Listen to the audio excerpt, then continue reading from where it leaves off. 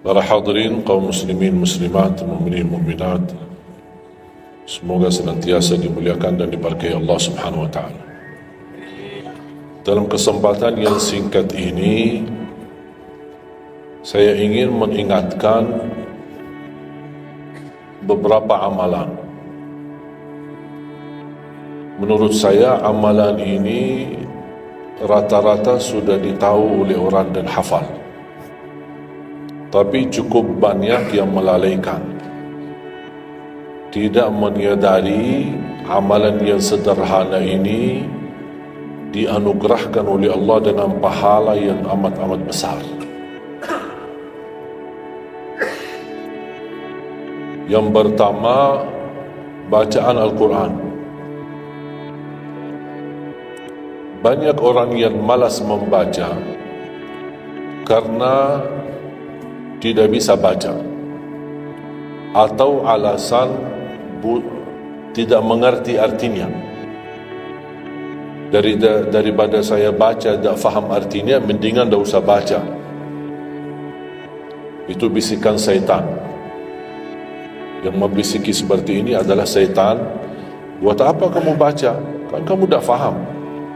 Mendingan tak usah baca, supaya kita meninggalkan bacaan Al-Quran.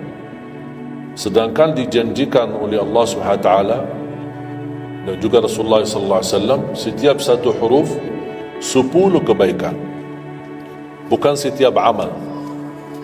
Semua hitungannya dengan amal. Salat 5 waktu dapat pahala 50, salat duha dapat pahalanya, salat qiyamul lail ada pahalanya, sunnah fajar sebelum azan, sudah azan sebelum salat, itu pahalanya sama dengan dunia dan seisinya, seluas dunia dan seisi. Ini sunnahnya. Kira-kira gimana yang wajib? Rasulullah SAW bersabda di hadis yang sahih, la aqulu alif lam mim harf, walakin alifun harf wa lamun harf wa mimun harf. Alif lam mim bukan satu huruf, tapi alif satu huruf, lam satu huruf, mim satu huruf. Cuba kalau kita baca setiap hari satu halaman aja, berapa kita mendapatkan nilai pahala? Hitung, silakan, bawa kalkulatornya dan hitung sendiri. Tak ada yang sia-sia di sisi Allah. Membaca Al-Quran walaupun tidak memahami isinya, tetap terhitung setiap satu huruf 10 kebaikan. Berarti anda tidak sia-sia membaca Al-Quran walaupun tidak faham. Ada orang membaca tapi berbata-bata. Dia merasa salah bacaannya, keliru. Dia sudah berusaha belajar tapi itu kemampuannya. Didatangi syaitan, dibisikin, salah mulu bacaan kamu, tak benar bacaan kamu, wakaf tidak ada benar, panjang pendeknya tak benar, apalagi hukum tajwid tak benar. Bisa keliru, bisa dosa. Astagfirullah, dosa ya. Udah, terima kasih syaitan. Malah dia terima kasih lagi sama syaitan.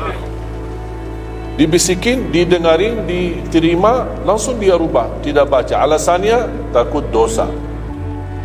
Padahal ada berita gembira dari Rasulullah SAW,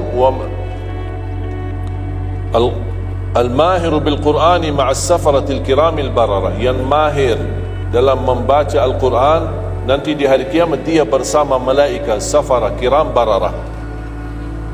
Terus ya Rasulullah, gimana keadaan yang berbata-bata itu? Gimana? Walladhi yatata'ta'u fihi wa huwa alaihi syaq lahu ajran. Barang siapa yang membaca tapi masih berbata-bata dalam bacaannya, bukan dosa, justru 2 pahala. 1, karena dia mau baca Al-Quran. 2, karena ada berbata-bata, kesulitan dalam membaca. Allah menghargai kesulitan, Allah berikan pahala. Berarti tidak ada rugi sama Al-Quran.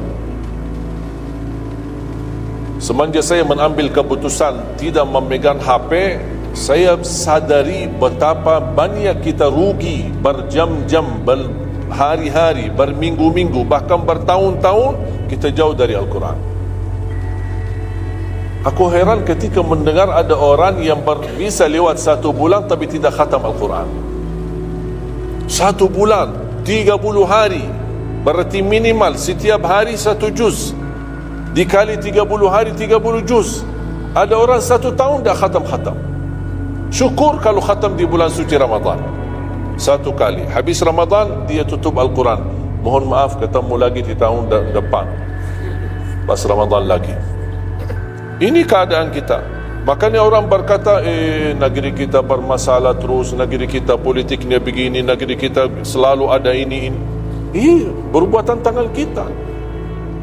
Di mana kita jauh hubungan kita sama Allah, Allah hantarkan musibah sampai kita sadar memperbaiki hubungan kita sama Allah. Salatnya, Qur'annya, ibadahnya. Itu kunci memudahkan dan mengatasi semua masalah. Silahkan rubahkan pemimpinnya berkali-kali, rubahkan aturan negaranya berkali-kali, tidak akan bisa terjadi kebaikan kecuali hubungan kita dari Allah Subhanahu Wa Taala. Semakin baik hubungan kita, semakin dekat Allah yang urus. Tapi kalau kita mengurus sendiri dan kita jauh dari Allah, ya silahkan. Kata Allah, silahkan. Wakaltuhu ila nafsi, aku tinggalkan dia untuk dirinya sendiri. Dan siapa kira-kira yang bisa mengurusi dirinya kalau bukan bertolongan Allah SWT?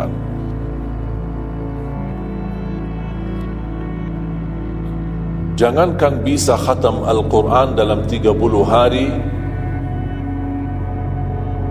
jangan 1 juz dalam 1 hari, 30 hari bisa dikhatam dalam waktu 10 jam. Saya pernah tes, menghitungkan waktu, bawa alarm, membaca dari subuh sampai zuhur. Tiba waktu zuhur, saya stop alarmnya, saya lanjut lagi habis zuhur. Sampai asar, lanjut lagi habis asar, lanjut sampai maghrib. Berapa saya habis khatam 30 juz? Bagi orang yang lancar bacaannya, tidak berbata-bata, bacaannya lancar, hurufnya jelas, tajwidnya bagus, tidak terlalu cepat, standar, sebagaimana bacaan tadi salat isya, itu namanya standar, hadar, tapi disempurnakan tajwid, tidak boleh cepat dan tidak boleh terlalu lambat. 10 jam mampu khatam 30 juz. Saya punya teman sekolah di Madinah, dia berhasil khatam 30 juz dalam waktu 7 jam 49 menit. Makanya aku heran kalau ada orang berkata satu bulan, mana bisa ya? Tahu enggak apa yang membuat masalah kita kenapa tidak bisa khatam Al-Quran? Karena suka lihat halaman belakang. Begitu buka baru mulai Al-Baqarah, Alif Lam Mim Dzalikal, buka terus halamannya. Sambil baca kita buka 600 sekian, kapan habisnya? Hudan lil muttaqin, sadaqallahul azim. Sudah langsung sadaqah karena sudah merasa berat. Dia menghitung halaman belakang sedangkan dia baru aja mulai 1 ayat, dia langsung sadaqallahul azim. Syaitan tidak mungkin dan tidak senang melihat kita sering membaca Al-Quran. Kalau orang dulu susah baca Al-Quran wajar, karena susah menemukan Quran. Zaman sahabat cari kulit unta untuk tuliskan ayat yang Allah turunkan. Ada potongan ayat di Sayyidina Utsman, ada potongan ayat di Sayyidina Abu Bakar, ada potongan ayat di sana sini. Coba kumpulkan, susah. Makanya semuanya larinya kepada sahabat yang begitu datangnya wahyu, mereka langsung mendengar dari Rasul, langsung bisa hafal. Seperti Sayyidina Ubay bin Ka'ab radhiyallahu an, Zaid bin Thabit radhiyallahu an, Anas bin Malik radhiyallahu an, Uthman bin Affan. Jadi mereka datangin para penghafal Quran. Dah ada mushaf, dah ada Quran, dah ada HP bisa download Al-Quran 30 juz. Gimana? Tapi mereka tidak pernah tinggalkan Al-Quran. Bahkan ada di antara sahabat yang setiap malam tahajudnya khatam 30 juz dalam satu tahajud. Coba bayangkan, kira-kira alasan kita apa? Quran sudah di mana-mana, dan segala terjemahan, warna-warni, tajwid, semua ada. Yang bagus, yang besar. Maaf mata saya, ada yang besar, ada segede meja ini, ada. Susah menemukan, alhamdulillah HP bisa sekarang isinya 30 juz, bisa dibawa kemana-mana, tak usah pusing mencari Al-Quran. Semua kemudahan, semestinya kita mampu mengalahkan sahabat Rasul, karena kita semua fasilitas ada. Apa yang kita mau bilang sama Allah? Ada seorang, mungkin Bapak Ibu pernah nonton di acara Hafiz Indonesia, namanya Kaila, buta. Dia setiap hari, saya tanya, kamu berapa murajaah bacaan Quran setiap hari? 5-7 juz. Buta, 5-7 juz. Saya kaget, gak panyakan, kan kasihan kamu. Dan kebetulan kamu sudah punya uzur, kamu dah baca Al-Quran sama sekali, ana yakin Allah maafkan. Buta, dah bisa. Tahu nggak jawabannya apa? Saya malu sama Allah menjadikan buta saya alasan tidak baca Quran. Ini anak usia 7 tahun, malu sama Allah menjadikan buta, padahal ini ujian. Butanya dari Allah, bukan dari dirinya. Tapi dia malu menjadikan buta itu alasan tidak baca Quran. Pertanyaan saya, alasan antum apa? Apa alasan? Sibuk, belum ada waktu. Ya, saya maklum, belum ada waktu. Memang dunia ini bikin stres, makanya tidak ada waktu. Saya nasihatkan mulai hari ini, jangan kasih Al-Quran sisa waktumu. Dalam istilah, kalau ada sisa waktu, insya Allah saya baca Quran. Kalau itu niatnya, dah bakalan.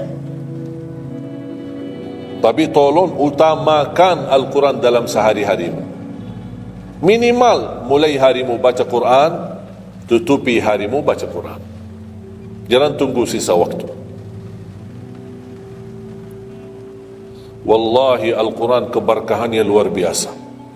Kesumbuhan, petunjuk, keberkahannya, menjaminkan ke surga, selamat siksa neraka, selamat dari siksa kubur. Banyak anugerah. Sayang, kadang-kadang kalau kita mendengar ada seorang da'i atau seorang ustaz, materi-materi bukunya bagus, isinya bagus, kita kejar. Di mana buku itu jual? Kita cari informasi, di mana buku itu jual? Ini tulisan manusia, kita kagumi, kita banggakan, kita suka dan kita ikuti, bahkan kita kejar di mana-mana. Al-Quran kalamullah. Masa kalam manusia lebih mulia di hati kita daripada kalamullah? Silahkan, boleh kagumi apa penyampaian ustaz, da'i, tapi jangan melebihi apa kata Allah. Jangan kita terharu ketika mendengar seorang berceramah, tapi berkali-kali kita simak ayat suci Al-Quran, tidak pernah meneteskan air mata, seperti mendengar surat kabar atau koran. Masalah. Ternyata ucapan manusia lebih menyentuh hati. Padahal kata Allah, kalau Al-Quran diturunkan di atas gunung bisa hancur jadi tanah basir. Kembali lagi, jangan lewat satu hari belum baca Quran. Tidak bisa baca, masih bisa simak, dengar. Setelkan murattal dari HP-mu. Manfaatkan kondisi macet di Jakarta. Manfaatkan, lagi naik motor, taruh apa ruginya? Ruginya apa? Simpan handsfree di telinga, ya sambil bawa motor. Dengarin ayat suci Al-Quran. Nikmat, berkah, dalam lindungan Allah, disertai malaikat. Apa ruginya? 1 jam di dalam perjalanan, tidak ada rugi. Terhitung memang umur kita, tapi sudah diisi mendengar Al-Quran. Coba banyak waktu. Nikmat. Kalau saya merasa kesibukan mengganggu sampai tidak ada luang waktu cukup untuk saya bisa baca tilawah di rumah, saya menikmati di jalan. Apalagi kalau mau pergi ke acara, apalagi kalau keluar kota, berjalan lumayan jauh, nikmat. Ya Allah, mudah-mudahan macet terus. Nikmat. Macet itu menjadi nikmat. Dah fikir macetnya kerana lagi melihat Al-Quran. Beda sama orang hanya sepanjang berjalan cat HP, HP. Merasa bosan. Sudah semua cat sudah dilewati, semua SMS sudah dibalas, semua pesan-pesan sudah dibaca. Akhirnya bosan. Macet mulu ini Jakarta. Nanti temannya di sebelah, kalau bukan macet, bukan Jakarta lo. Itu habis waktu, sia-sia. Padahal Al-Quran ini kita baca tidak mesti dalam keadaan wudu. Apalagi kita dalam perjalanan, kita naik motor atau naik mobil, kita bisa dengan handphone kita, HP kita. Ada orang terus, gimana saya membawa Al-Quran terus saya dah berwudu? Kan kamu menyentuh HP, bukan menyentuh Al-Quran. Bersentuhan dengan HP.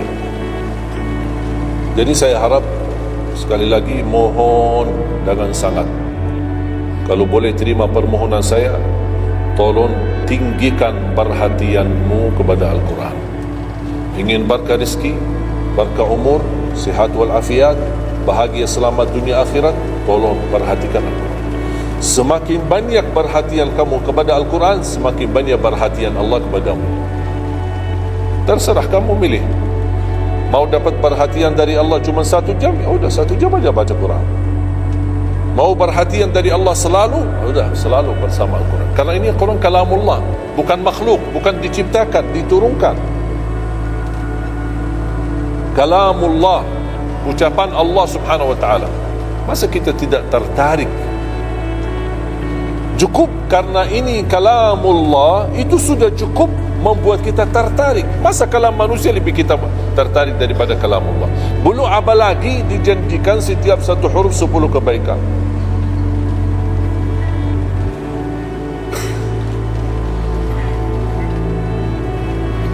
Kira-kira siap? Minimal mulai harimu baca Quran, tutupi harimu baca Quran. Habis bangun, sebelum beraktivitas baca. Baca apa sih? Bebas. Boleh enggak saya baca sambil khatam tapi saya tidak faham isinya? Boleh. Tetap dapat pahala setiap satu huruf 10 kebaikan. Baca sampai mempelajari isi maknanya, memahami maknanya, lebih besar lagi pahalanya. Membaca, memahami, menhayati lagi, lebih besar lagi pahalanya. Membaca, memahami, menhayati, menamalkan, lebih besar lagi. Kalau tidak bisa meraih semua pahala itu, ya paling minimal pahala bacaan. Kalau saya tidak dapat meraih pahala menhayati, pahala memahami, pahala menamalkan, apalagi saya orang awam tidak begitu mengerti apa yang semestinya saya amalkan, la yukallifullahu nafsan illa wus'aha. Amalkan sesuai kemampuan. Ada pelajaran ayat yang dibacakan tadi, kita bisa ambil maknanya, kita mengambil kesimpulannya. Jangan kita menjadi seperti golongan yang datang hari kiamat malah minta tolong diselamatkan oleh Allah dari neraka. Kalau di hari kiamat tidak bisa saling menolong, tidak bisa. Sekarang kita masih bisa saling membantu dan saling menolong.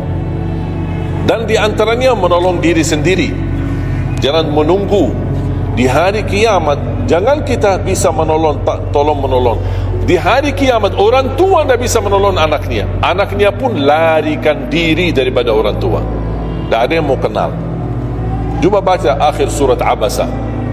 Yauma yafirrul mar'u min akhihi. Di hari itu kakak adik melarikan dirinya dari saudaranya.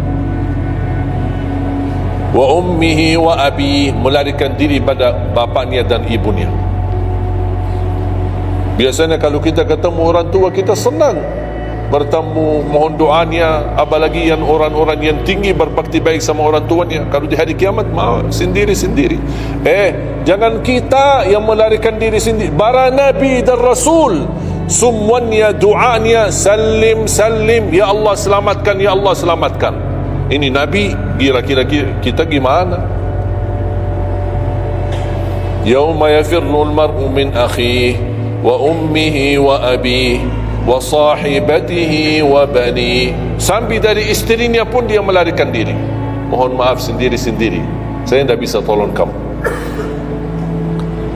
Jangankan kita sama isteri kita atau sama anak-anak kita. Rasulullah sallallahu alaihi wasallam pernah berkata sama Siti Fatimah, anaknya Nabi Muhammad, "Ittaqillah fa inni wallahi la ughni anki min Allahi syai'a." Hei anakku Fatimah, bertakwalah kepada Allah, karena aku tidak bisa membantu kamu nanti di kemudian hari. Sendiri-sendiri. Salim, selamatkan ya Allah. Ini kesempatan. Sebelum kita menjadi na'udzubillah salah alamat daripada ke surga menjadi ke neraka, kita sekarang perbaiki kemana arahan kita, kemana jalan kita. Kita yang milih, tak ada yang memaksa. Taat, Allah hanya menyuruh kita taat, tapi Allah tidak pernah maksa. Kira-kira kalau tidak salat dapat pukulan? Dapat pukulan? Ada yang memukul kita? Ada yang melemparkan kita dalam batu sambil bata kepala kita? Ada? Tidak ada. Taat, Allah menyuruh taat, tapi Allah tidak pernah maksa. Sama juga syaitan menyuruh kita dosa maksiat, tapi syaitan tidak pernah maksa kita. Sebagaimana ayat tadi dibacakan, ayat surah Ibrahim ayat 22, syaitan berkata, aku tak punya kuasa di atas kalian, tapi aku hanya menyuruh kalian terlalu cepat taati. Kata syaitan, terlalu cepat respon, aku hanya menyuruh. Da'autukum fastajabtum li. Makanya sekarang jangan melialahkan, saya tidak bisa bantu kalian dan kalian pun tidak bisa bantu aku. Kita dua-duanya dijerumuskan dalam neraka, na'udzubillah. Oleh karena itu, jemaah sekalian, kesempatan, mumpun masih kita umur, masih punya kesehatan, manfaatkan. Karena akan datang satu saat, sekarang bukan masalah umur, masalah sihat. Tiba-tiba bisa sakit, virus di mana-mana. Kemarin saya punya saudara saya baik-baik aja, tidur bangun sakit, sampai matanya, mukanya macam sakit. Tiba-tiba dah bisa berbicara baik-baik, dah bisa baca Al-Quran dengan baik, dah bisa salat dengan baik. Ini kan mengganggu. Makanya Rasul mengingatkan, ketika anda sehat dan masih punya umur, jangan sia-siakan, karena akan datang satu saat anda tidak sehat dan tidak bisa maksimal ibadah. Selama anda masih bisa dan mampu maksimal ibadah, manfaatkan, jangan dirugikan. Akan datang satu saat anda tidak bisa. Saat anda berdiri, manfaatkan salatmu saat berdiri. Besok akan datang satu saat anda tidak bisa berdiri.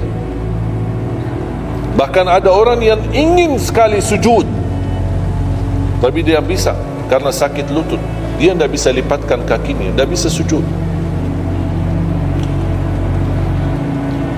Betapa banyak orang yang merugi ketika dia sehat, dia tidak memanfaatkan dan menikmati ibadahnya. Yang kedua, doa azan. Setiap hari kita mendengar azan 5 kali. Sayang sekali banyak yang sibuk dengan handphonenya. Azan ini panggilan Allah.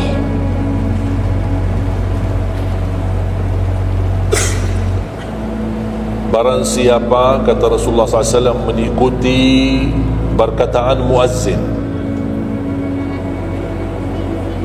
artinya muazzin mengucapkan Allahu Akbar, Allahu Akbar, kita ucap Allahu Akbar, Allahu Akbar, asyhadu an la ilaha illallah, asyhadu an la ilaha illallah, asyhadu anna Muhammadar Rasulullah, asyhadu anna Muhammadar Rasulullah. Habis wa asyhadu anna Muhammadar Rasulullah, kita berkata wa ana ashhadu an la ilaha illallah wahdahu la syarikalah wa anna Muhammadan abduhu wa rasuluh, raditu billahi rabba wa bi Muhammadin nabiyya wa bil islami dina, sebagaimana diriwayatkan Imam Muslim.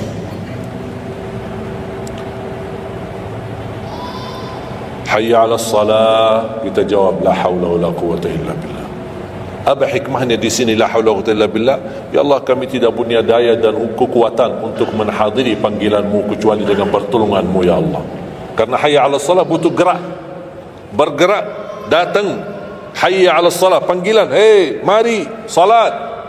Ya Allah, la haula wala quwwata illa billah. Ya Allah, kami tidak punya kemampuan menghadapi godaan dunia, menghadapi hawa nafsunya, menghadapi malas kecuali dengan kekuatan-Mu ya Allah. La haula wala quwwata illa billah. Meraih kemenangan, meraih kemuliaan, hayya 'alal falah. Ya Allah, kami tidak mampu meraih kemuliaan itu kecuali dengan kekuatan dan izin-Mu ya Allah. Allahu akbar, Allahu akbar, kita ucapkan Allahu akbar, Allahu akbar. La ilaha illallah, kita ucapkan la ilaha illallah. Habis itu apa? Apa kata Rasulullah SAW di hadis yang diriwayatkan Imam Bukhari? Thumma salla alayya, selepas itu dia bersalawat kepada Nabi Muhammad. Allahumma salli ala Muhammad wa ala ali Muhammad. Bagi Sayyiduna boleh, tidak bagi Sayyiduna boleh. Selepas itu doa, Allahumma rabb hadhihi ad-da'wati at-tammah was-salati al-qa'imah ati Muhammadan al-wasilata wal-fadilah wab'athhu maqaman mahmudan alladhi wa'adta. Ini ucapan yang saya sampaikan di Sahih Bukhari. Ada riwayat-riwayat yang lain, Allahumma rabb hadhihi ad-da'wati at-tammah was-salati al-qa'imah ati sayyidina Muhammad wasilata wal-fadilata wad-darajata al-'aliyata ar-rafi'ata min al-jannah wab'athhu maqam mahmud alladhi wa'adta innaka la tukhliful mi'ad. Innaka la tukhliful mi'ad. Tambahannya di riwayat Imam An-Nasai dan semuanya sahih. Mau milih mana yang anda hafal, mana anda biasakan, silakan. Mau ambil hadis yang diriwayatkan Imam Bukhari boleh, mau ambil yang diriwayat Imam Nasai boleh. Asal jangan sampai begitu dengar azan tidak mengikuti muazzin dan sia-siakan doa itu. Padahal doa sederhana. Siapa yang tidak hafal? Setiap ditayangkan azan di TV selalu dibacakan Allahumma rabb hadhihi ad-da'wati at-tammah was-salatil qa'imah. Saya pernah tanya guru saya, seandainya ketika saya mendengar azan tapi terlalai dengan kesibukan atau telefon mendadak atau apalah urusan, baru saya menyadari ketika muazzin sampai ke hayya 'alas salah, saya belum mengikuti dari awal. Gimana caranya biar saya tidak rugi dalam pahala? Kata guru saya, ulang sendiri dari awal. Allahu akbar, Allahu akbar, Allahu akbar, Allahu akbar. Asyhadu an la ilaha illallah, asyhadu an la ilaha illallah, asyhadu anna Muhammadar Rasulullah. Sampai mendapat mengikuti muazzin dalam sisa azannya. Begitu selesai baca doa yang saya tadi sampaikan, apa kata Rasulullah? Barang siapa yang mengamalkan ini, faqad hullat lahu syafa'ati yaumal qiyamah, dijamin dapat syafaatku. 5 kali kesempatan tertulis nama kita, jaminan dapat syafaat Nabi Muhammad, tapi kita sia-siakan. Siapa yang tidak mau syafaat Nabi Muhammad? Ini kesempatan. Jangan tunggu hari kiamat baru saya minta, ya Rasulullah tolong syafaatkan. Ini Rasul sudah menawarkan ini sekarang. Mau enggak dapat syafaatku? Ikuti muazzin dan baca doa azan, kemudian dapat syafaatku. Berapa minit? Tak sampai 2 minit. Ikuti muazzin, selesai azan, doanya tak sampai 2 minit. Allahumma salli ala Muhammad wa ala ali Muhammad. Allahumma rabb ad-da'wati at-tammah was-salati al-qa'imah ati Muhammad. Dan sampai akhir, innaka la tukhliful mi'ad. Berapa lama? 2 minit, 3 minit? Tak apa-apa, 5 minit. Tapi dapat jaminan syafaat Nabi Muhammad. Hanya waktunya cuma 5 minit. Kira-kira siap? Mulai hari ini. Menurut saya, yang saya sampaikan wallahi sederhana, sangat sederhana, tapi butuh perhatian aja, butuh perhatian. Yang ketiga, jangan tinggalkan sunnah qabliyah subuh. Walaupun anda malas menjaga sunnah qabliyah ba'diyah.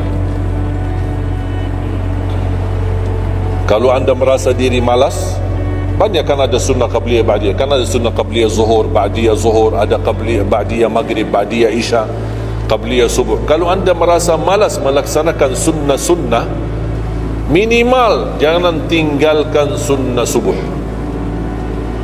Pahalanya lebih besar daripada dunia dan seisinya. Walaupun anda telat bangun, sudah kesiangan, tetap wajib ambil air wudu, laksanakan sunnahnya, baru salat subuhnya. Walaupun anda bangun jam 11 siang,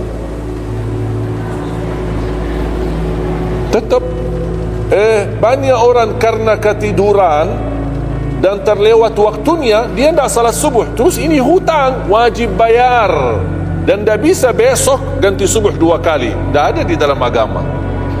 Subuh, ya udah, ya Allah, nawaitu salat subuh yang kemarin karena saya ketiduran lillahi ta'ala.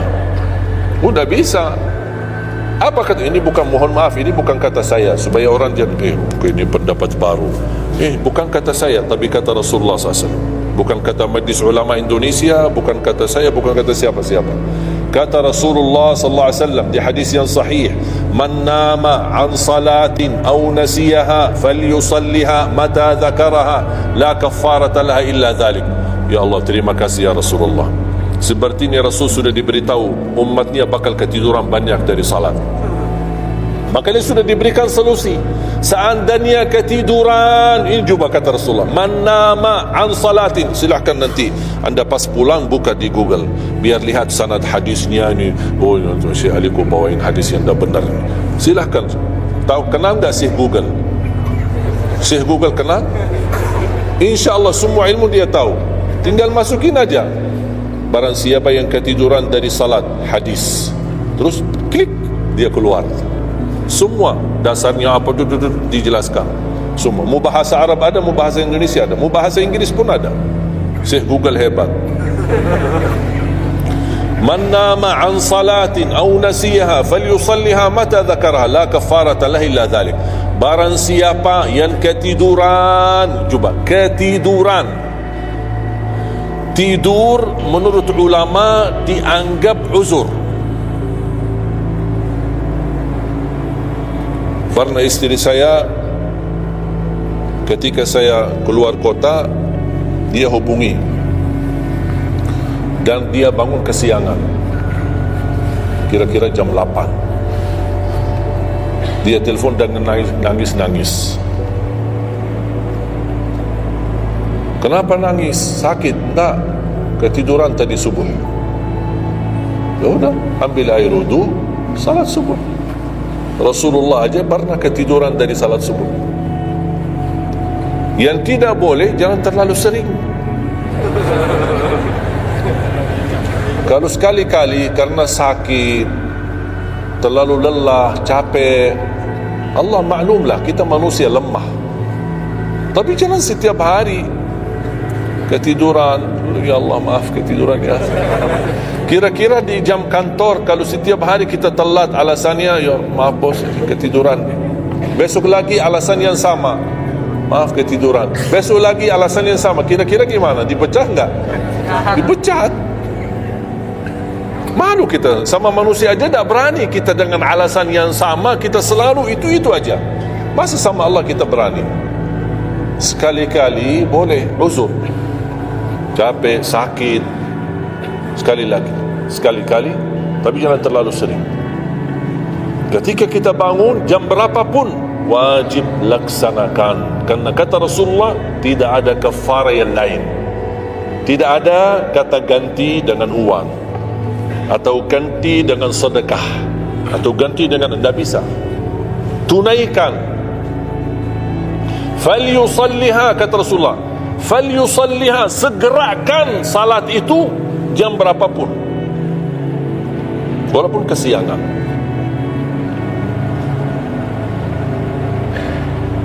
Jelas? Sering ya ketiduran? Saya juga berapa kali ketiduran. Bukan berarti saya tidak pernah ketiduran, berapa kali.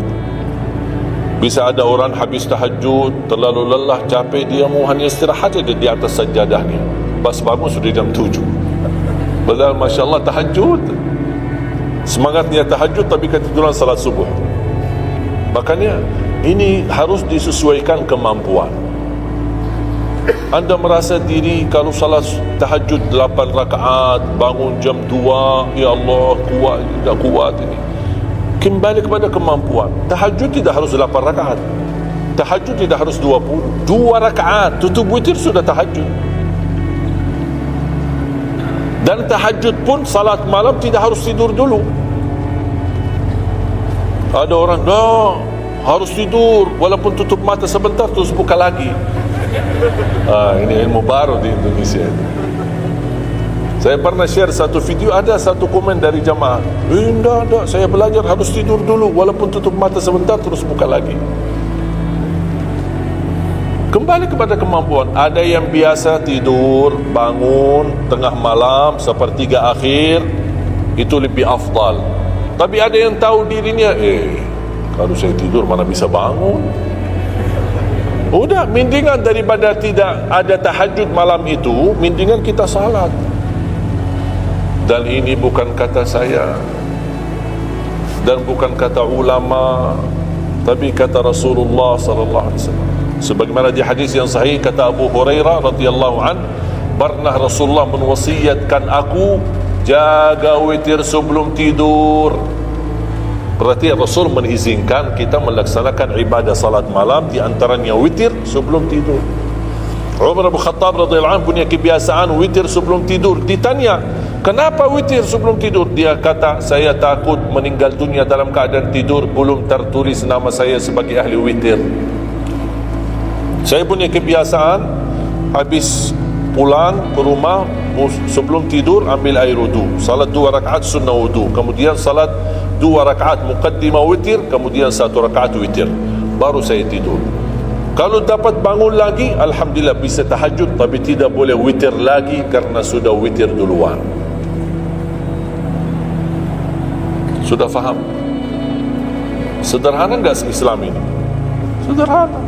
Banyak orang yang berkeinginan tahajud, berkeinginan salat witir, tapi katanya harus tidur. Saya orang yang berat tidur. Kalau saya tidur mana bangun lagi? Udah, kesempatan bisa anda laksanakan sebelum tidur.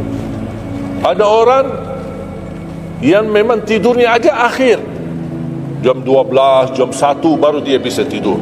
Dia mendingan daripada tidak salat malam sama sekali, mendingan salat dulu baru tidur. Dapat bangun, alhamdulillah. Tidak dapat bangun, sudah tertulis namamu, sudah salat, sudah ahli witir. Inna Allaha witir, yuhibbul witir, fa'autiru. Allah maha witir, Allah maha witir, Allah cinta witir, jagalah witir. Dan ini termasuk 2 sunnah yang Rasul tidak pernah tinggalkan, sunnah subuh sama sunnah witir.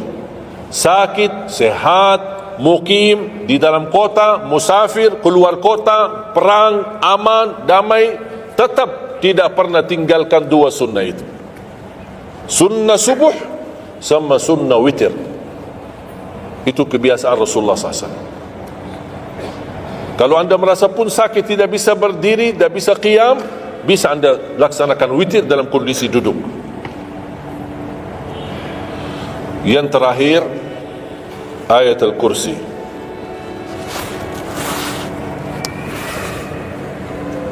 Jangan tinggalkan ayat Al-Kursi lepas salat.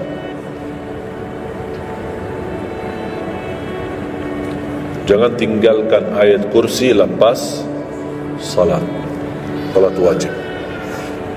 Sama ketika mau tidur, cuma 1 ayat,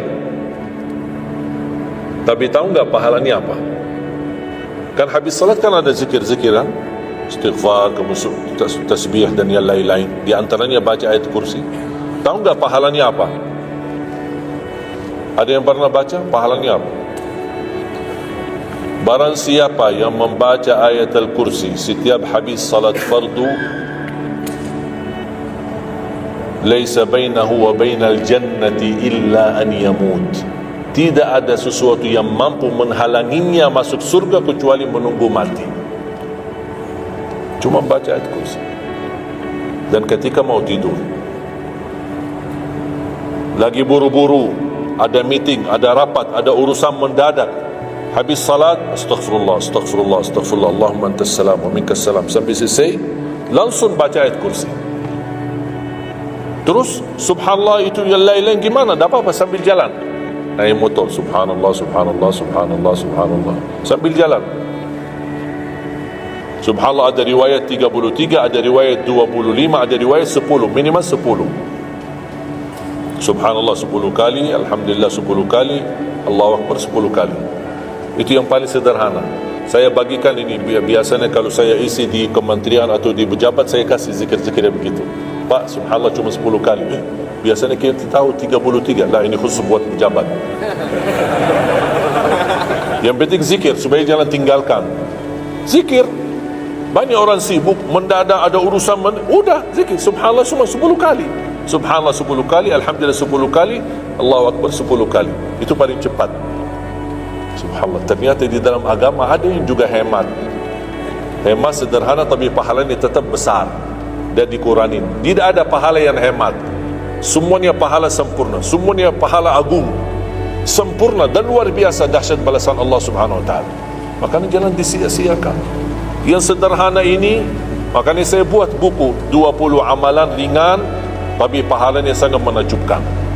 Karena selama saya di Indonesia, saya sudah tahu prinsip orang Indonesia. Orang Indonesia tidak suka yang ribet-ribet. Yang ribet-ribet tidak suka, yang susah-susah tidak suka. Orang Indonesia mau mudah yang ingat, mudah dihafal, mudah diamalkan dan masuk surga. Itu orang Indonesia. Ya, jadi yang susah-susah, iya, gimana ini suruh baca 1000 kali? Iya, mana ada waktu 1000 kali? Baca ada sudah 100 kali, udah ngantuk. Saya kasih yang sederhana. Kenapa saya kasih? Karena kemampuan beda-beda.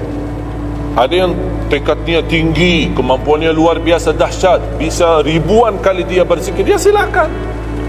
Tak ada yang melarang kita berzikir, bebas berapapun. Tapi ada yang malas. Udah. Jadi alhamdulillah di dalam ajaran Islam kita ada malas ya, ini pilihan malas. Makanya saya bikin 20 amalan, dan ini buku 20 amalan ringan. Pahalanya sangat menakjubkan. Pahalanya sangat besar walaupun amalannya ringan, mudah, sederhana. Dan buku ini hanya laku di Indonesia, tidak laku di Arab. Karena cocok dengan budaya Indonesia, saya sudah hafal. Dan sama dengan bacaan. Mohon maaf tadi kepanjangan Isya. Pas begitu saya ingat merindukan kota Madinah, suasana Madinah. Pas di rakaat yang kedua, ya Allah, ini saya di Indonesia. Makanya saya tak jadi panjang rakaat kedua, biar lebih cepat. Karena memang budaya ini tak bisa panjang-panjang, lama-lama tak bisa. Kalau kulhu bisa dibagi 2, terima kasih. Kita lihat tarawih kan salah satu contoh tarawih. Walaupun 23 rakaat jumlahnya banyak, tapi ayatnya pendek. Al-Hakum qulhu, Al-Asr qulhu, Al-Humazah qulhu. Itu kan. Ini budaya. Kita kan hormati budaya, harus belajar.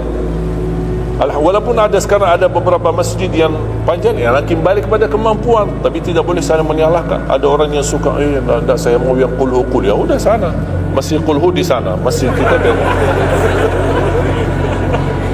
Yang penting kita bisa jaga salat. Dan yang terpenting dalam salat ini adalah yang terjaga kekhusyuan. Bukan masalah jumlahnya, bukan masalah kepanjangannya, tapi kekhusyuan. Tumakninah, karena tumakninah rukun dalam ibadah salat. Sama seperti rukun qiyam, rukun baca al-fatihah. Tumakninah. Apa itu tumakninah? Ketenangan dalam salat. Bacaannya tenang, gerakannya tenang. Bukan kejar-kejaran. Imamnya baru baca Al-Fatihah, sudah amin, imam makmum belum selesaikan ini, terus dikejar imam. Imam Allahu Akbar, sami'allahu liman hamidah, Allahu Akbar, Allahu Akbar, Allahu Akbar. Imam makmum jadi kasihan. Kejar, dia tidak bisa baca. Makmum, wallahi makmum tidak bisa baca apa-apa. Hanya fokusnya bisa kejar imam. Yang penting jangan sampai tertinggal imam. Yang saya fikirkan, kasihan yang tua-tua, bapak-bapak. Gimana yang bapak-bapak? Kalau yang muda-muda masih bisa kejar imam, terus yang bapak-bapak gimana? Setiap gerakannya batuk 10 kali. Rukuk batuk lagi, sujud batuk lagi. Karena pelan-pelan gerakannya. Saya pernah ada satu kejadian ketika masuk salah satu kampung, kita lewati, saya mampir. Samping saya ada bapak lumayan tua, gerakannya juga pelan-pelan. Yang saya kasihan, Imam Allah Akbar. Saya suka pas ketika takbir, Allah Bismillahirrahmanirrahim, Alhamdulillahirrahmanirrahim. Astagfirullahaladzim, saya takbir. Barusan enak, takbirnya enak kok, cepat bacanya kenapa enggak? Ini pelan-pelan aja. Santai aja, santai. Walaupun baca satu ayat dua enggak, bukan masalah berapa banyak bacaannya. Yang penting kekhusyuan, tumakninah, karena rukun tumakninah. Allahu Akbar, sami Allahu hamdah. Saya lihat bapa ini yang sebelah saya. Saya masih bisa kejar imam. Bapa ini enggak kejar-kejar. Imam sudah rukuk, bapa belum rukuk. Begitu imam sami Allahu hamdah, bapa enggak jadi rukuk, dia ikut sami Allahu hamdah. Astaghfirullahalazim. Bas sujud, kita sudah sujud 2 kali, bapa kan pelan-pelan sambil batuk. Terus dia turun sujud. Pas dalam kondisi sujud, kita sudah berdiri, bapa kan baru dia turun, dia berdiri lagi. Astaghfirullahaladzim. Pas di rakaat yang kedua, saya megang tangannya, Pak, kita pulang aja deh, biar bapa salat di rumah. Kasihan bapa tidak bisa salat, tidak bisa rukuk, tidak bisa sujud, tidak bisa apa-apa. Makanya tumakninah bukan wajib, bukan sunnah, tapi rukun dalam salat. Dan tidak sah, walaupun salat sunnah, tidak sah salatnya seorang kalau dia tidak membawa tumakninah. Tidak sah. Disyiarkan, disharekan, diviralkan, dia bilang ada 23 rakaat 7 minit. Menurut saya tidak usah panjang lebar dibahas. Tidak sah, sudah selesai. Karena meninggalkan, sama dengan orang salat tapi tidak baca Al-Fatihah. Kira-kira sah tidak? Tidak sah. Gimana kira-kira bacaan Al-Fatihah? Oleh kerana itu jemaah sekalian, mari kita sama-sama, apalagi tidak lama lagi kita menyambut bulan suci Ramadan. Saya harap kita mencintai budaya kita, mencintai negeri kita, tapi harus hal yang perlu diluruskan, harus diluruskan. Apalagi yang terkait ibadah salat tarawih. Tidak masalah masjid 11 rakaat, ada masjid 23 rakaat, jangan ribut, tidak masalah. Yang mau 11 silahkan, yang mau 23 silahkan. Yang penting kita bisa melaksanakan salat dengan baik. Apalagi alhamdulillah sudah sekarang muncul banyak para imam-imam, pemuda-pemuda yang bacaannya merdu, yang bacaannya indah. Kita bisa menikmati suasana bulan suci Ramadan. Bacaannya tidak mesti panjang-panjang. Walaupun di rata-rata di Indonesia jarang kita menemukan masjid yang khatam. Dulu saya ingat waktu saya masih di Lombok, kita ingat salat tarawih khatam 30 juz, dan salat tahajud di 10 malam terakhir khatam lagi 30 juz. 2 kali kita khatam dalam 1 bulan Ramadan. Tapi ini karena permintaan dari lingkungan dan jamaah. Kalau tidak ada permintaan, susah. Apalagi orang baru datang. Saya sering memperhatikan orang baru datang kayaknya salah masuk masjid. Pas begitu melihat imamnya kepanjangan, ini masjid apaan ini, mundur ke belakang. Barulah saya ketika lihat ada makmum mundur, saya baru masuk. Bapak mau kemana? Mau ambil wudu lagi. Pas habis salat saya tarik kanan kiri, tidak ada. Ternyata ambil wudu di rumahnya. Jadi karena tidak semua bisa, makanya tidak boleh kita saling menyalahkan, tapi kita harus saling mengingatkan. Saling mengingatkan. Mari kita sama-sama menjaga ibadah yang benar. Mari kita sama-sama menjaga ibadah yang khusyuk, ibadah yang tumakninah. Mudah-mudahan amalan-amalan yang saya sampaikan tadi, mudah-mudahan bisa diingat, bisa dihafal dan mudah diamalkan. Masih ingat kan? Atau perlu saya ulang?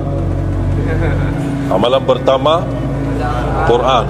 Minimal mulai harimu baca Quran, tutupi harimu baca Quran. Yang kedua, ikuti muazzin, sama juga disertai doa azan, karena jaminan dapat syafaat Nabi Muhammad SAW. Yang ketiga,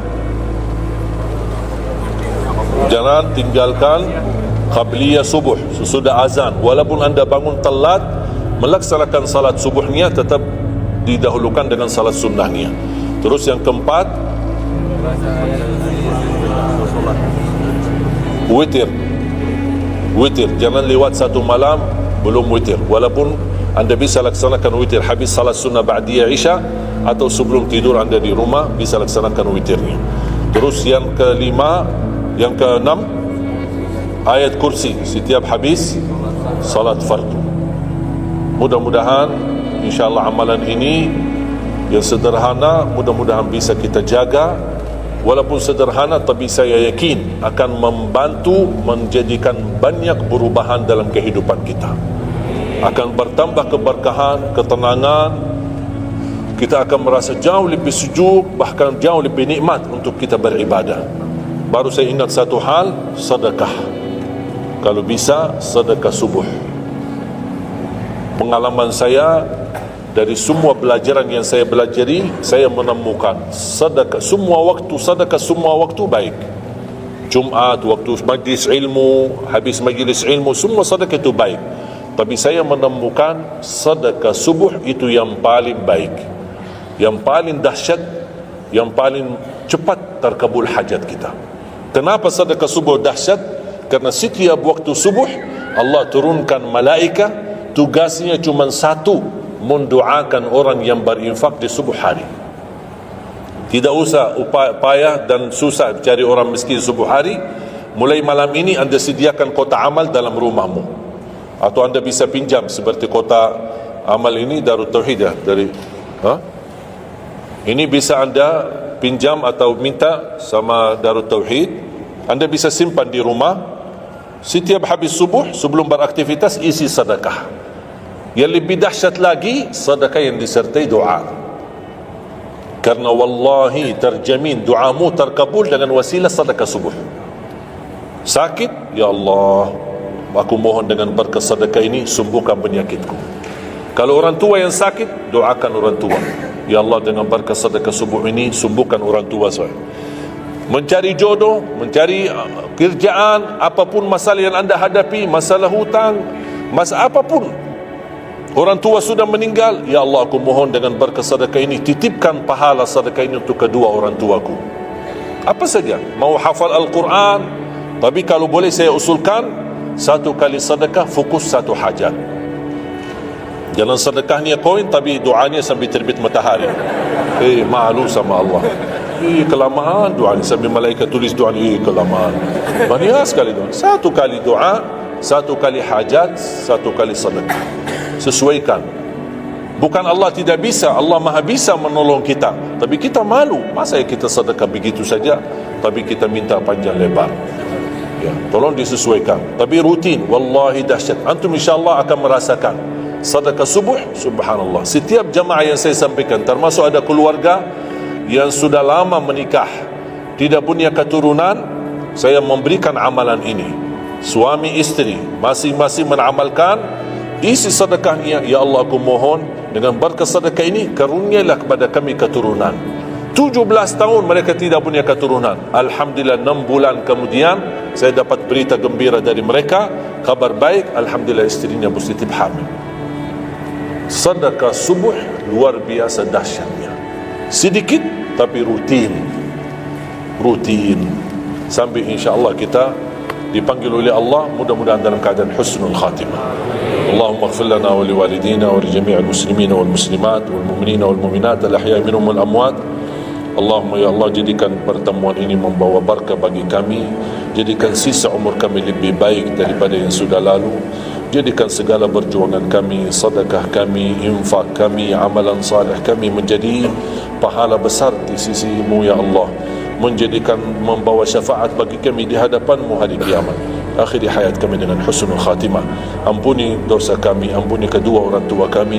Ya Allah, aku mohon untuk semua jemaah yang hadir, selepas majlis ini masing-masing pulang sudah diampuni segala dosanya, disucikan hatinya, dibersihkan jiwanya, diselamatkan setiap langkah-langkahnya. Jadikan kami semua penghafal Al-Quran, berakhlak-akhlakul Quran, menjadi ahlul Quran, pencinta Al-Quran, dan di hari kiamat mendapatkan syafaatnya Al-Quran. Birahmatika ya arhamar rahimin. Rabbana atina fid dunya hasanah wa fil akhirati hasanah wa qina adzaban nar. Wa sallallahu ala sayyidina nabiyina Muhammadin wa ala alihi wa sahbihi baraka wasallam. Walhamdulillahi rabbil alamin. Akhirul kalam, subhanakallahumma bihamdika asyhadu an la ilaha illa anta astaghfiruka wa atubu ilaik. Assalamu alaikum warahmatullahi wabarakatuh.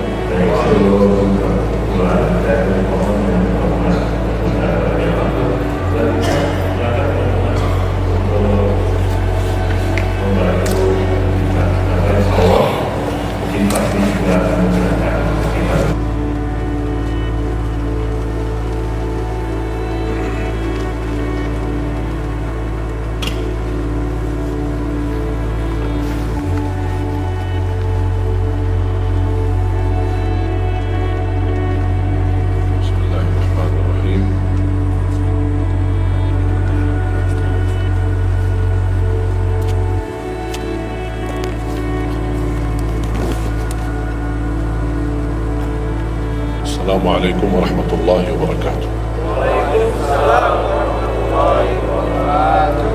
Alhamdulillahi rabbil alamin.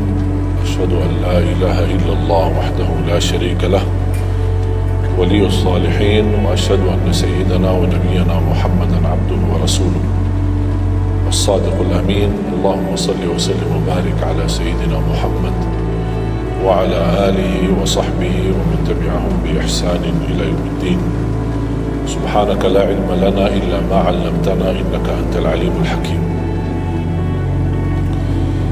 Para hadirin kaum muslimin muslimat, mukminin mukminat, semoga senantiasa dimuliakan dan diberkahi Allah Subhanahu wa taala. Dalam kesempatan yang singkat ini, saya ingin mengingatkan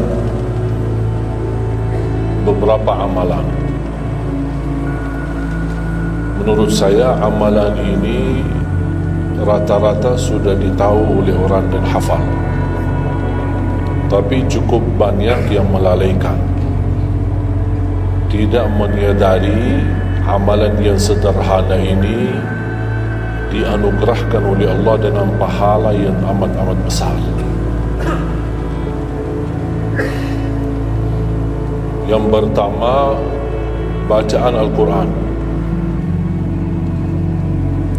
Banyak orang yang malas membaca karena tidak bisa baca, atau alasan tidak mengerti artinya. Daripada saya baca tak faham artinya, mendingan tak usah baca. Itu bisikan syaitan. Yang membisiki seperti ini adalah syaitan. Buat apa kamu baca? Kan kamu tak faham. Dengan tak usah baca, supaya kita meninggalkan bacaan Al-Quran. Sedangkan dijanjikan oleh Allah SWT dan juga Rasulullah SAW, setiap satu huruf 10 kebaikan, bukan setiap amal. Semua hitungannya dengan amal. Salat 5 waktu dapat pahala 50, salat duha dapat pahalanya, salat qiyamul lail ada pahalanya, sunnah fajar sebelum azan, sudah azan sebelum salat, itu pahalanya sama dengan dunia dan seisinya, seluas dunia dan seisi. Ini sunnahnya. Kira-kira gimana yang wajib? Rasulullah SAW bersabda di hadis yang sahih, la aqulu alif lam mim harf, walakin alifun harf wa lamun harf wa mimun harf. Alif lam mim bukan satu huruf, tapi alif satu huruf, lam satu huruf, mim satu huruf. Cuba kalau kita baca setiap hari satu halaman saja, berapa kita mendapatkan nilai pahala? Hitung, silakan, bawa kalkulatornya dan hitung sendiri. Tak ada yang sia-sia di sisi Allah. Membaca Al-Quran walaupun tidak memahami isinya, tetap terhitung setiap satu huruf 10 kebaikan. Berarti anda tidak sia-sia membaca Al-Quran walaupun tidak faham. Ada orang membaca tapi berbata-bata, dia merasa salah bacaannya, keliru. Dia sudah berusaha belajar tapi itu kemampuannya. Didatangi syaitan, dibisikin, salah mulu bacaan kamu, tak benar bacaan kamu, wakaf tidak ada benar, panjang pendeknya tak benar, apalagi hukum tajwid tak benar. Bisa keliru, bisa dosa. Astagfirullah, dosa ya. Dah, terima kasih syaitan. Malah dia terima kasih lagi sama syaitan. Dibisikin, didengarin, diterima, langsung dia rubah, tidak baca. Alasannya takut dosa. Padahal ada berita gembira dari Rasulullah SAW, al-mahiru bil-Qur'ani ma'as safaratil kiramil bararah. Yang mahir dalam membaca Al-Quran, nanti di hari kiamat dia bersama malaikat safara kiram bararah. Terus ya Rasulullah, gimana keadaan yang berbata-bata itu? Gimana? Walladhi yatata'ta'u fi wa huwa alaihi syaq lahu ajran. Barang siapa yang membaca tapi masih berbata-bata dalam bacaannya, bukan dosa, justru 2 pahala. 1, karena dia mau baca Al-Quran. 2, karena ada berbata-bata, kesulitan dalam membaca. Allah menghargai kesulitan, Allah berikan pahala. Berarti tidak ada rugi sama Al-Quran. Semenjak saya mengambil keputusan tidak memegang HP, saya sadari betapa banyak kita rugi berjam-jam, berhari-hari, berminggu-minggu, bahkan bertahun-tahun kita jauh dari Al-Quran. Aku heran ketika mendengar ada orang yang bisa lewat 1 bulan tapi tidak khatam Al-Quran. 1 bulan, 30 hari, berarti minimal setiap hari 1 juz, dikali 30 hari 30 juz. Ada orang 1 tahun dah khatam-khatam. Syukur kalau khatam di bulan suci Ramadan 1 kali, habis Ramadan dia tutup Al-Quran. Mohon maaf, ketemu lagi di tahun depan pas Ramadan lagi. Ini keadaan kita. Makanya orang berkata, negeri kita bermasalah terus, negeri kita politiknya begini, negeri kita selalu ada ini. Perbuatan tangan kita. Di mana kita jauh hubungan kita sama Allah, Allah hantarkan musibah sampai kita sadar memperbaiki hubungan kita sama Allah. Salatnya, Qur'annya, ibadahnya, itu kunci memudahkan dan mengatasi semua masalah. Silahkan rubahkan pemimpinnya berkali-kali, rubahkan aturan negaranya berkali-kali, tidak akan bisa terjadi kebaikan kecuali hubungan kita dari Allah SWT. Semakin baik hubungan kita, semakin dekat Allah yang urus. Tapi kalau kita mengurus sendiri dan kita jauh dari Allah, ya silahkan. Kata Allah, silahkan. Wakaltuhu ila nafsi, aku tinggalkan dia untuk dirinya sendiri. Dan siapa kira-kira yang bisa mengurusi dirinya kalau bukan pertolongan Allah SWT?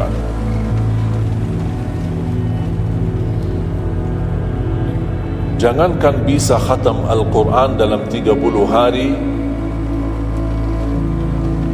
jangan 1 juz dalam 1 hari, 30 hari bisa dikhatam dalam waktu 10 jam. Saya pernah tes, menghitungkan waktu, bawa alarm, membaca dari subuh sampai zuhur. Tiba waktu zuhur, saya stop alarmnya, saya lanjut lagi habis zuhur. Sampai asar, lanjut lagi habis asar, lanjut sampai maghrib. Berapa saya habis khatam 30 juz. Bagi orang yang lancar bacaannya, tidak berbata-bata, bacaannya lancar, hurufnya jelas, tajwidnya bagus, tidak terlalu cepat, standar, sebagaimana bacaan tadi salat isya, itu namanya standar, hadar, tapi disempurnakan tajwid, tidak boleh cepat dan tidak boleh terlalu lambat. 10 jam mampu khatam 30 juz. Saya punya teman sekolah di Madinah, dia berhasil khatam 30 juz dalam waktu 7 jam 49 menit. Makanya aku heran kalau ada orang berkata 1 bulan, mana bisa ya? Tahu enggak apa yang membuat masalah kita kenapa tidak bisa khatam Al-Quran? Karena suka lihat halaman belakang.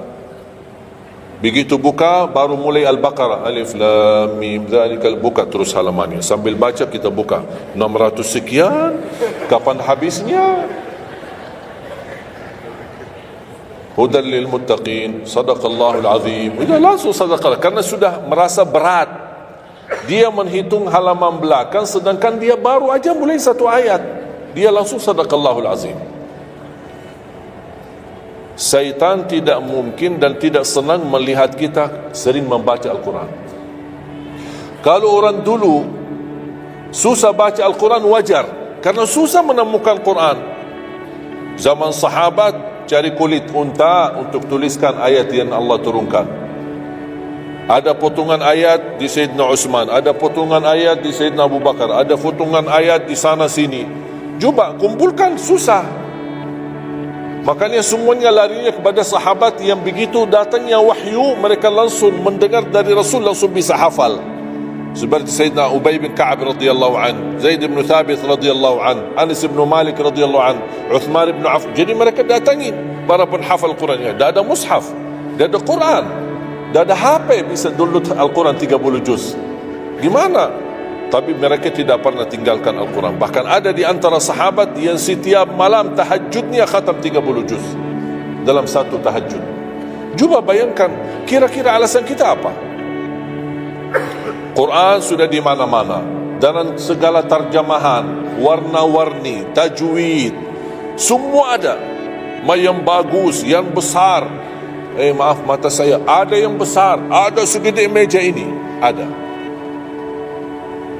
Susah menemukan, alhamdulillah HP bisa sekarang isinya 30 juz, bisa dibawa kemana-mana, tak usah pusing mencari Al-Quran. Semua kemudahan, semestinya kita mampu mengalahkan sahabat Rasul, karena kita semua fasilitas ada. Apa yang kita mau bilang sama Allah? Ada seorang, mungkin Bapak Ibu pernah nonton di acara Hafiz Indonesia, namanya Kaila, buta. Dia setiap hari, saya tanya, kamu berapa murajaah bacaan Quran setiap hari? 5-7 juz. Buta, 5-7 juz. Saya kaget, tak panyakan, kan kasihan kamu. Dan kebetulan kamu sudah punya uzur, kamu tak baca Al-Quran sama sekali. Ana yakin Allah maafkan. Buta, tak bisa. Tahu tak jawabannya apa? Saya malu sama Allah menjadikan buta saya alasan tidak baca Quran. Ini anak usia 7 tahun, malu sama Allah menjadikan buta, padahal ini ujian. Butanya dari Allah, bukan dari dirinya. Tapi dia malu menjadikan buta itu alasan tidak baca Quran. Pertanyaan saya, alasan antum apa? Apa alasan? Sibuk, belum ada waktu. Ya, saya maklum, belum ada waktu. Memang dunia ini bikin stres, makanya tak ada waktu. Saya nasihatkan mulai hari ini, jangan kasih Al-Quran sisa waktumu. Dalam istilah, kalau ada sisa waktu, insya Allah saya baca Quran. Kalau itu niatnya, dah bakalan. Tapi tolong utamakan Al-Quran dalam sehari-harimu. Minimal mulai harimu baca Quran, tutupi harimu baca Quran. Jangan tunggu sisa waktu. Wallahi Al-Quran keberkahannya luar biasa. Kesembuhan, petunjuk, keberkahannya menjaminkan ke surga, selamat siksa neraka, selamat dari siksa kubur. Banyak anugerah. Sayang, kadang-kadang kalau kita mendengar ada seorang da'i atau seorang ustaz, materi-materi bukunya bagus, isinya bagus, kita kejar. Di mana buku itu jual? Kita cari informasi, di mana buku itu jual? Ini tulisan manusia, kita kagumi, kita banggakan, kita suka dan kita ikuti, bahkan kita kejar di mana-mana. Al-Quran kalamullah. Masa kalam manusia lebih mulia di hati kita daripada kalamullah? Silahkan, boleh kagumi apa penyampaian ustaz, da'i, tapi jangan melebihi apa kata Allah. Jangan kita terharu ketika mendengar seorang berceramah, tapi berkali-kali kita simak ayat suci Al-Quran, tidak pernah meneteskan air mata, seperti mendengar surat kabar atau koran. Masalah. Ternyata ucapan manusia lebih menyentuh hati. Padahal kata Allah, kalau Al-Quran diturunkan di atas gunung bisa hancur jadi tanah basir. Kembali lagi, jangan lewat satu hari belum baca Quran. Tidak bisa baca, masih bisa simak, dengar. Setelkan murattal dari HP-mu. Manfaatkan kondisi macet di Jakarta. Manfaatkan. Lagi naik motor, taruh apa ruginya? Ruginya apa? Simpan handsfree di telinga dan sambil bawa motor. Dengarin ayat suci Al-Quran. Nikmat, berkah, dalam lindungan Allah, disertai malaikat. Apa ruginya? 1 jam di dalam perjalanan, tak ada rugi. terhitung memang umur kita, tapi sudah diisi mendengar Al-Quran. Cuba banyak waktu, nikmat. Kalau saya merasa kesibukan mengganggu sampai tidak ada luang waktu cukup untuk saya bisa baca tilawah di rumah, saya menikmati di jalan. Apalagi kalau mau pergi ke acara, apalagi kalau keluar kota, berjalan lumayan jauh, nikmat. Ya Allah, mudah-mudahan macet terus. Nikmat. Macet ini menjadi nikmat. Dah fikir macetnya karena lagi melihat Al-Quran.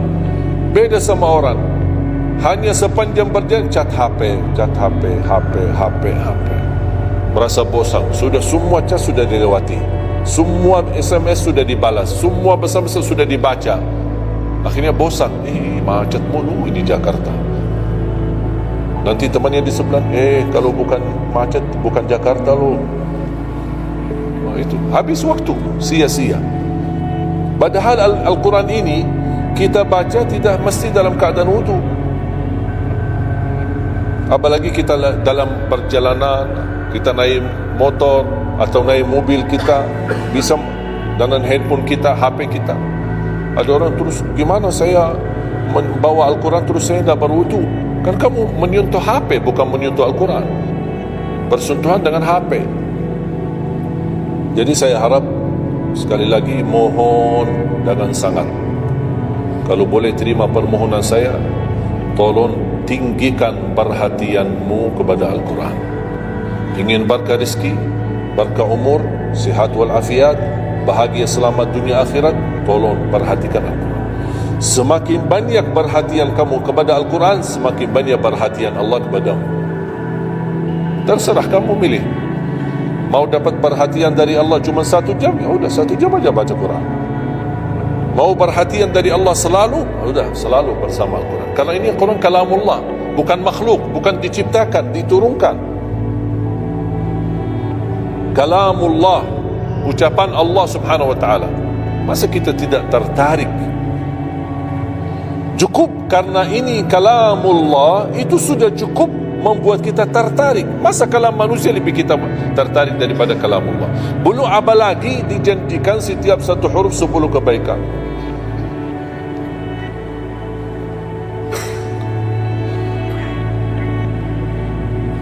Kira-kira siap?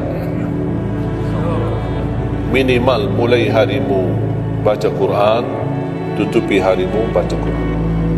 Habis bangun, sebelum beraktivitas baca. Baca apa? Bebas. Boleh enggak saya baca sampai khatam tapi saya tidak faham isinya? Boleh.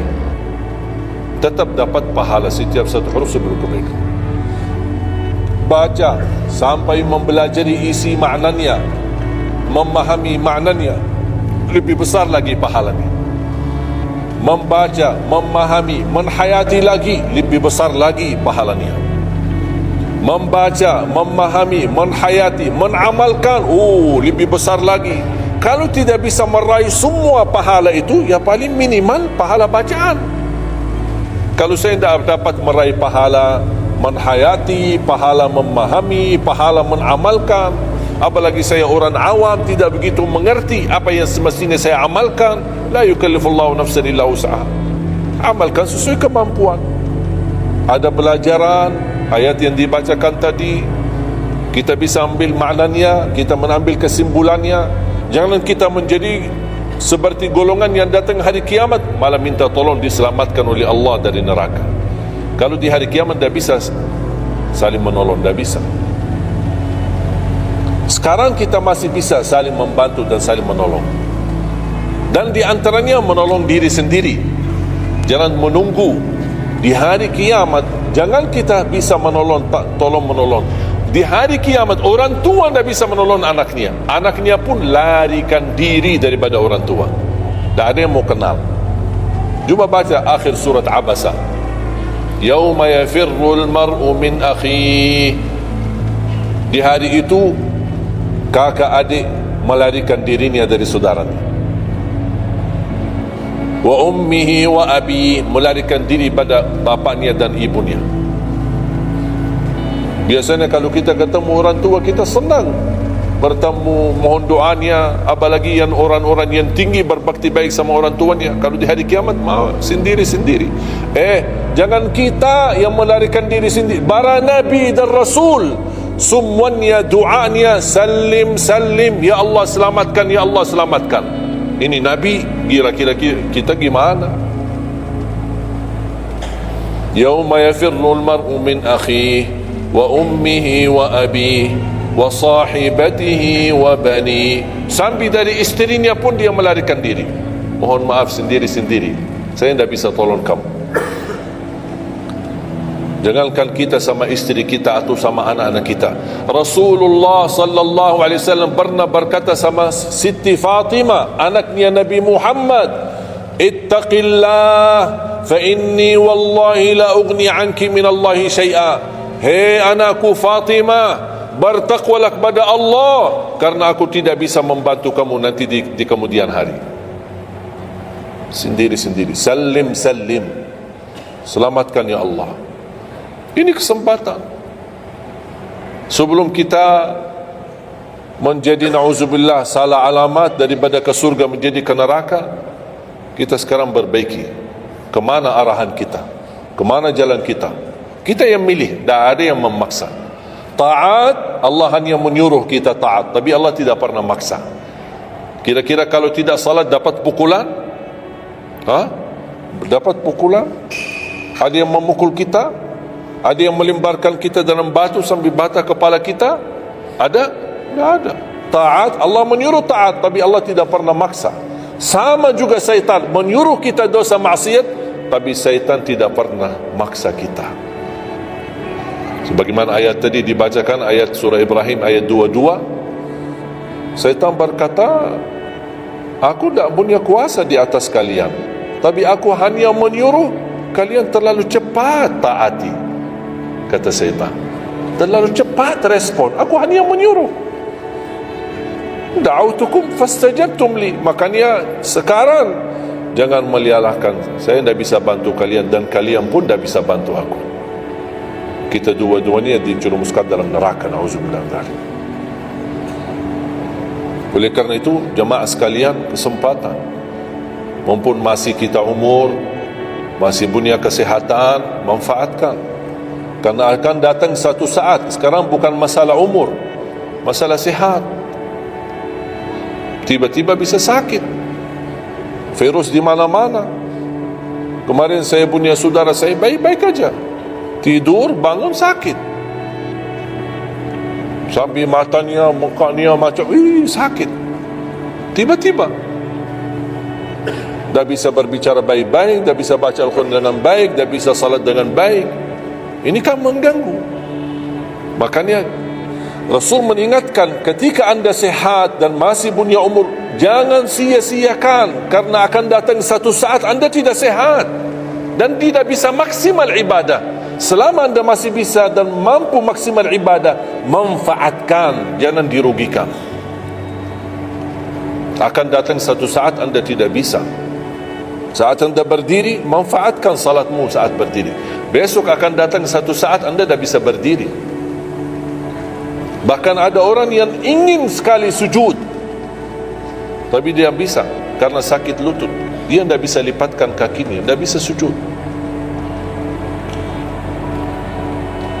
Betapa banyak orang yang merugi ketika dia sehat, dia tidak memanfaatkan dan menikmati ibadahnya.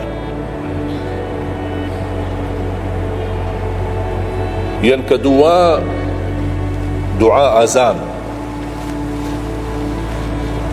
Setiap hari kita mendengar azan 5 kali.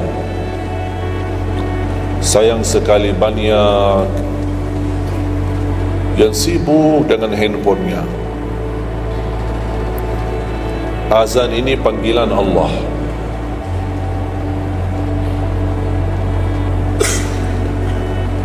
Barang siapa, kata Rasulullah SAW, mengikuti perkataan muazzin, artinya muazzin mengucapkan Allahu Akbar, Allahu Akbar, kita ucap Allahu Akbar, Allahu Akbar. Asyhadu an la ilaha illallah, asyhadu an la ilaha illallah, asyhadu anna Muhammadar Rasulullah, asyhadu anna Muhammadar Rasulullah. Habis wa asyhadu anna Muhammadar Rasulullah, kita berkata wa ana asyhadu an la ilaha illallah wahdahu la syarika lah wa anna Muhammadan abduhu wa rasuluh. Raditu billahi rabba wa bi Muhammadin nabiyya wa bil islami dina, sebagaimana diriwayatkan Imam Muslim.